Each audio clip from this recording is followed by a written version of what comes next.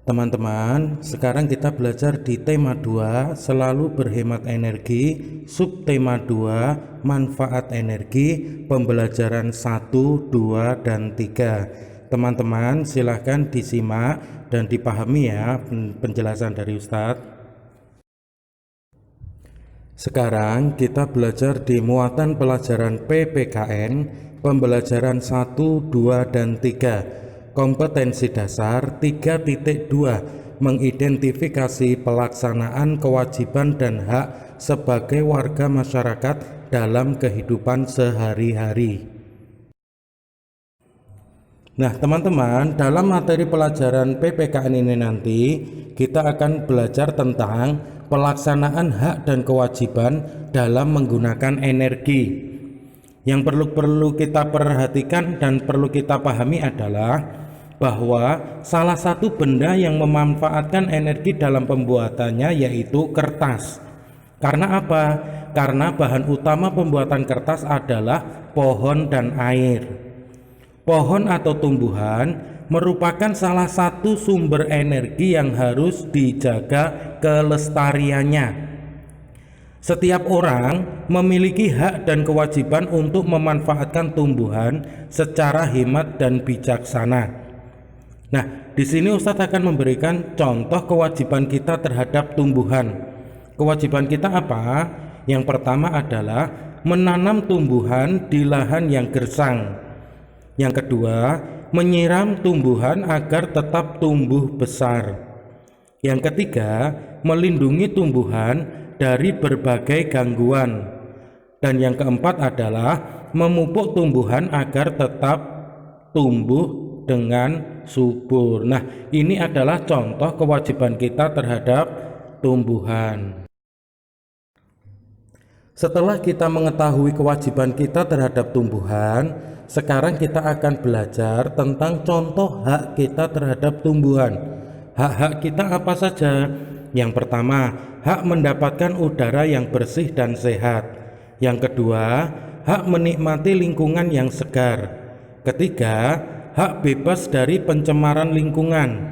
Dan yang keempat adalah hak memperoleh protein nabati. Nah, ini adalah contoh beberapa hak kita terhadap tumbuhan. Tetapi yang perlu teman-teman ingat bahwa pelaksanaan hak dan kewajiban itu harus dilaksanakan secara seimbang. Kalian bisa lihat contoh pelaksanaan hak dan kewajiban yang Ustadz berikan di bawah ini. Ustadz bacakan satu saja ya.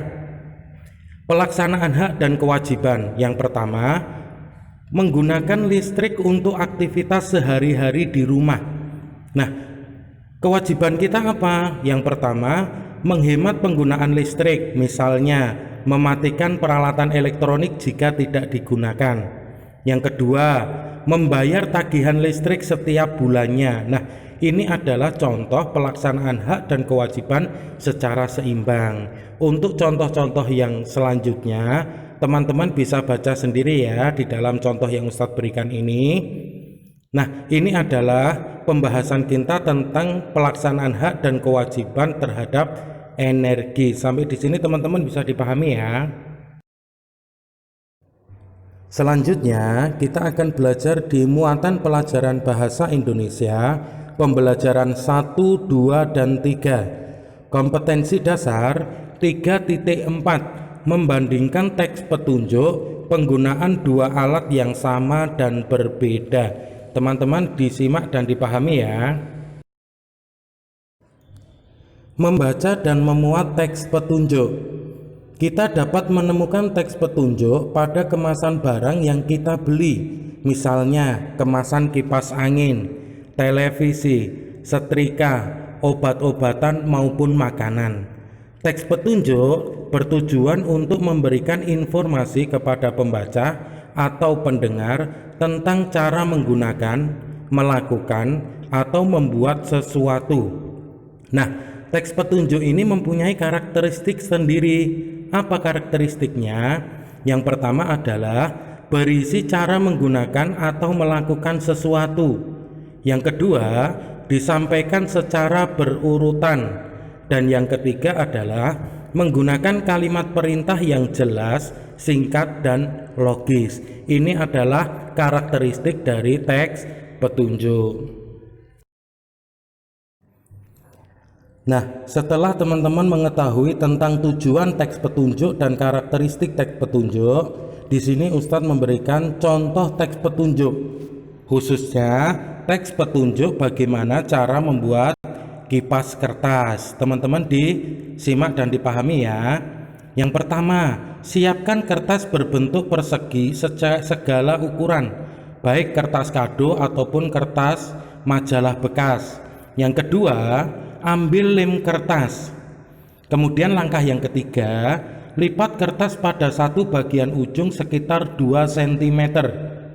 Yang keempat, balikkan kertas dan lipat lagi ke arah yang berbeda. Lakukan hal yang sama sampai seluruh bagian kertas terlipat. Langkah yang kelima, lipat lagi lipatan kertas menjadi 2 bagian yang sama besar. Langkah selanjutnya, lem di sisi kertas yang saling berhadapan. Dan langkah yang terakhir adalah kipas siap untuk digunakan. Ini adalah contoh teks petunjuk bagaimana cara kita membuat kipas dari kertas. Ingat, di dalam teks petunjuk tadi menggunakan kata perintah, dan kata tersebut harus singkat, jelas, dan logis. Sampai di sini teman-teman dipahami ya. Selanjutnya kita akan belajar bagaimana menulis teks petunjuk.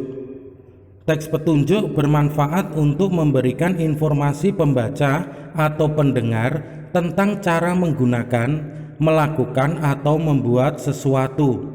Berikut hal-hal yang perlu diperhatikan sebelum teman-teman membuat teks petunjuk.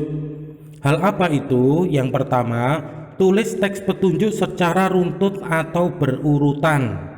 Yang kedua, gunakan kalimat perintah. Yang ketiga, gunakan bahasa yang santun. Dan yang keempat adalah perhatikan tanda baca dan ejaan yang tepat. Ini adalah beberapa hal yang teman-teman harus diperhatikan sebelum teman-teman membuat teks petunjuk. Gitu ya teman-teman ya. Nah, teman-teman, biar lebih bisa dipahami lagi, di sini Ustadz akan memberikan contoh teks petunjuk tentang menggunakan energi listrik yang aman. Yang pertama, gunakan pakaian khusus saat bekerja di tempat yang mengandung banyak sumber listrik. Yang kedua, jangan menghubungkan kabel ke stop kontak ketika tangan dalam keadaan basah. Yang ketiga, cabut kabel dari stop kontak ketika akan meninggalkan rumah. Yang keempat, janganlah mencolokkan banyak steker dalam satu stop kontak. Selanjutnya, pastikan semua peralatan listrik dalam keadaan mati saat ditinggalkan. Dan yang terakhir adalah jauhkan peralatan listrik dari air. Ini adalah beberapa contoh teks petunjuk tentang penggunaan energi listrik yang aman. Gitu teman-teman, bisa dipahami ya.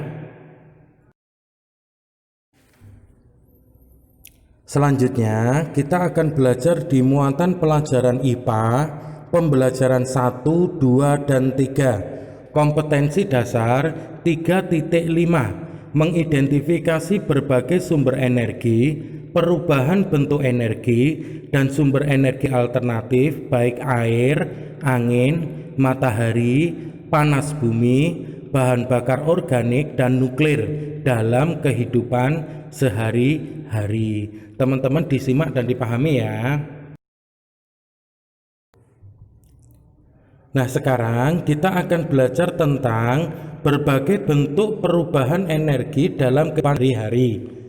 Teman-teman perlu kita ketahui, energi tidak dapat diciptakan dan juga tidak dapat dimusnahkan. Energi hanya dapat berubah dari satu bentuk ke bentuk yang lainnya. Nah, dari pendapat itu tadi, di sini Ustadz akan memberikan contoh tentang perubahan energi dalam kehidupan sehari-hari kita. Contoh yang pertama, perubahan energi kimia menjadi energi gerak.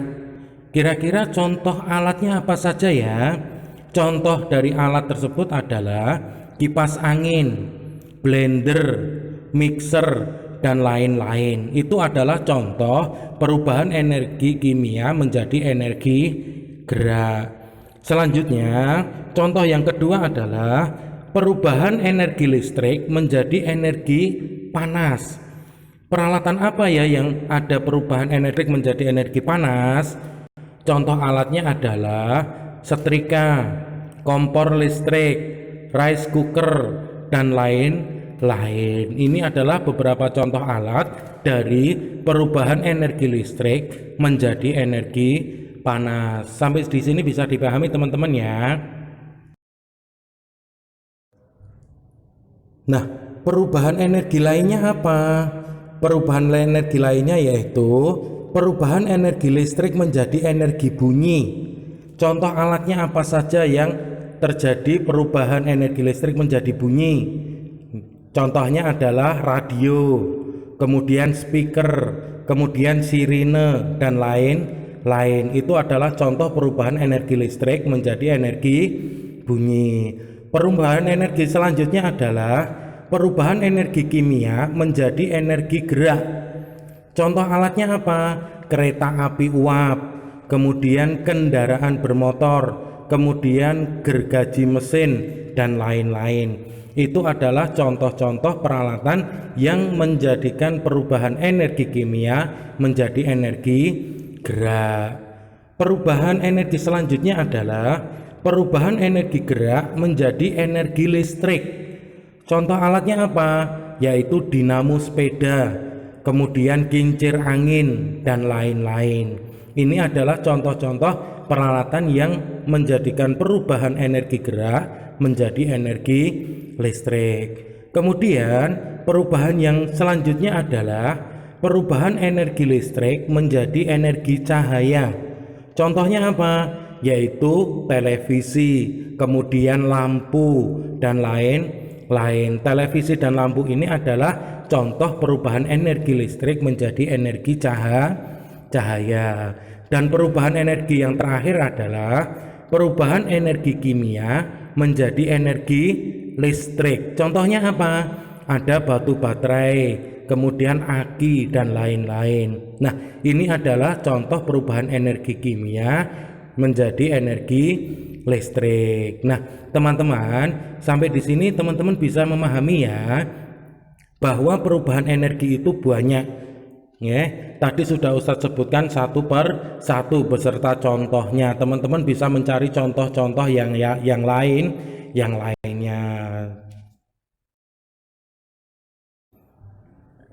Nah, setelah kita tahu tentang perubahan energi satu ke energi yang lainnya, sekarang kita akan belajar bagaimana cara aman menggunakan energi listrik. Energi berguna untuk memudahkan kita melakukan aktivitas.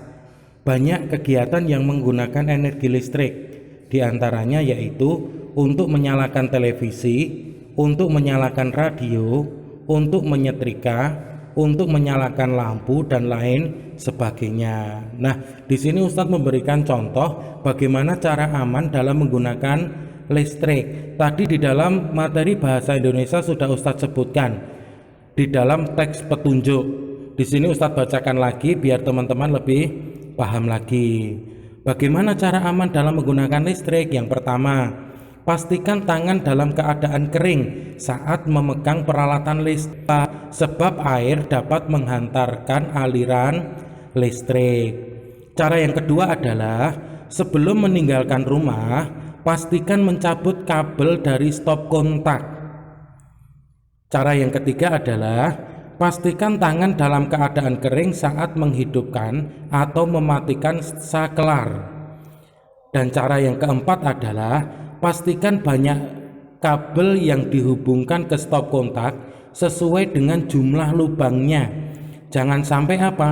Jangan sampai bertumpuk dan cabut kabel yang tidak dipakai. Nah, ini adalah beberapa contoh bagaimana cara aman kita dalam menggunakan listrik. Nah, teman-teman sampai di sini bisa dipahami ya di materi pelajaran IPA. Selanjutnya, kita akan belajar di muatan pelajaran IPS, pembelajaran 1, 2, dan 3. Kompetensi dasar 3.1, mengidentifikasi karakteristik ruang dan pemanfaatan sumber daya alam untuk kesejahteraan masyarakat dari tingkat kota, kabupaten, sampai tingkat provinsi. Nah, teman-teman disimak dan dipahami ya. Nah, teman-teman, di dalam materi pembelajaran IPS nanti kita akan belajar tentang pemanfaatan hewan dan tumbuhan dalam kehidupan sehari-hari. Teman-teman perlu ketahui bahwa hewan dan tumbuhan banyak dimanfaatkan manusia untuk memenuhi kebutuhan sehari-hari. Misalnya untuk bahan makanan, pakaian, obat-obatan, kerajinan, dan lain sebagainya. Nah, di sini Ustadz akan memberikan contoh pemanfaatan tumbuhan bagi manusia. Apa saja itu? Yang pertama, pembersih udara dan penyejuk lingkungan. Tumbuhan berfotosintesis menyerap karbon dioksida dan melepas oksigen. Sehingga apa? Sehingga udara di sekitarnya menjadi bersih dan sejuk. Pemanfaatan yang kedua adalah sebagai sumber pangan. Misalnya tumbuhan padi, jagung, singkong yang dimanfaatkan manusia sebagai bahan makanan. Pemanfaatan yang ketiga adalah sebagai bahan bangunan. Tanaman apa yang bisa digunakan di dalam penggunaan bangunan ini? Teman-teman disimak dulu. Tanaman dapat diambil kayunya untuk bahan bangunan maupun perabotan. Perabotan apa? Yaitu perabotan rumah tangga. Misalnya kayu jati, kayu mauni, kayu akasia, kayu sengon, dan lain sebagainya. Sampai di sini dulu teman-teman bisa dipahami ya. Nah, pemanfaatan selanjutnya adalah sebagai bahan sandang. Tumbuhan dimanfaatkan sebagai bahan baku kain, yaitu apa? Benang yang dihasilkan dari tanaman kapas. Pemanfaatan selanjutnya adalah sebagai obat-obatan. Contohnya apa saja? Yaitu pertama jahe sebagai obat batuk, masuk angin, sakit kepala, dan lain-lain. Yang kedua adalah kunyit untuk memperlancar peredaran darah, membersihkan lambung, dan lain-lain. Dan contoh yang ketiga adalah temulawak. Untuk apa temulawak itu? Untuk obat sembelit, penyakit ginjal, masuk angin, sakit kepala, dan lain-lain. Nah, itu adalah beberapa contoh bahwa tumbuhan dimanfaatkan sebagai obat-obatan. Pemanfaatan selanjutnya adalah menambah nilai estetika. Tanaman dimanfaatkan untuk mempercantik rumah, seperti bunga mawar, anggrek, melati, bunga matahari, dan lain-lain yang digunakan untuk mempercantik rumah kita. Pemanfaatan selanjutnya adalah sebagai bahan industri. Contohnya apa? Getah karet untuk industri ban, kemudian getah pinus untuk industri cat. Nah, itu beberapa contoh pemanfaatan tumbuhan yang dimanfaatkan oleh manusia. Sampai di sini bisa dipahami teman-teman ya. Teman-teman, pemanfaatan tumbuhan yang lainnya adalah sebagai bahan pewarna alami. Contohnya apa? Akar kunyit sebagai pewarna kuning, kemudian daun suji dan pandan sebagai pewarna hijau. Itu adalah beberapa contoh yang membuktikan bahwa tumbuhan dimanfaatkan sebagai pewarna alami. Dan pemanfaatan yang terakhir adalah sebagai bahan penyedap makanan. Tumbuhan yang dimanfaatkan sebagai penyedap makanan antara lain biji lada, buah pala, bunga cengkeh, batang serai, dan lain-lain. Nah, teman-teman, itu tadi adalah beberapa contoh yang Ustadz berikan tentang pemanfaatan tumbuhan oleh manusia di dalam kehidupan sehari-hari. Sampai di sini teman-teman bisa dipahami ya. Nah, selanjutnya setelah tumbuhan yang dimanfaatkan oleh manusia, sekarang Ustadz akan memberikan contoh tentang apa? Tentang pemanfaatan hewan bagi manusia. Apa saja pemanfaatan hewan bagi manusia? Yang pertama adalah sebagai bahan sandang. Contohnya apa? Pakaian sutra berasal dari ulat sutra. Contoh yang lain apa? Yaitu pakaian bahan wol yang berasal dari bulu biri-biri. Dan contoh yang lainnya adalah kulit sapi, kerbau, dan kambing sebagai bahan membuat jaket. Nah, ini beberapa contoh tentang hewan yang dimanfaatkan sebagai bahan sandang. Sampai di sini bisa dipahami teman-teman ya. Nah, teman-teman, pemanfaatan selanjutnya adalah sebagai sumber pangan. Bagian tubuh hewan yang dimanfaatkan adalah daging, telur, susu, dan kulitnya. Misalnya apa? Misalnya hewan sapi, ayam, kambing, ikan, dan lain-lain. Ini adalah contoh bahwa hewan itu dimanfaatkan sebagai sumber pangan. Pemanfaatan selanjutnya apa? Yaitu sebagai bahan obat. Contohnya apa? Cacing dimanfaatkan untuk obat sakit tipes. Kemudian yang kedua adalah minyak ikan hiu dapat mengobati obat atau sakit kanker. Nah, ini adalah beberapa contoh hewan yang dimanfaatkan sebagai bahan obat. Kemudian pemanfaatan yang selanjutnya adalah bahwa hewan itu dimanfaatkan tenaganya. Misalnya apa? Sapi dan kerbau dimanfaatkan untuk menarik gerobak dan membajak sawah. Sapi dan kerbau adalah contoh kecil. Masih banyak lagi hewan-hewan yang dimanfaatkan tenaganya. Dan pemanfaatan yang terakhir adalah sebagai bahan kerajinan. Contohnya apa? Kulit sapi dan kambing untuk membuat wayang. Kemudian kulit ular dan buaya untuk membuat tas dan ikat pinggang. Nah, ini adalah contoh bagaimana hewan itu dimanfaatkan manusia dalam kehidupannya sehari-hari. Nah, teman-teman, dari pembahasan IPS ini teman-teman bisa memahami ya. Nah, sekarang kita akan belajar di muatan pelajaran SBDP, pembelajaran 1, 2, dan 3. Kompetensi dasar 3.2, memahami tanda tempo dari tinggi rendah nada. Nah, teman-teman silahkan disimak dan dipahami ya pembahasan SBDP ini. Nah, di dalam materi pembelajaran SBDP ini kita akan belajar tentang tinggi rendah nada. Nah, apa itu nada? Nada adalah bunyi yang memiliki getaran teratur. Tinggi rendahnya suatu nada ditentukan oleh besar kecilnya frekuensinya. Nah, di sini Ustadz memberikan contoh urutan tinggi nada.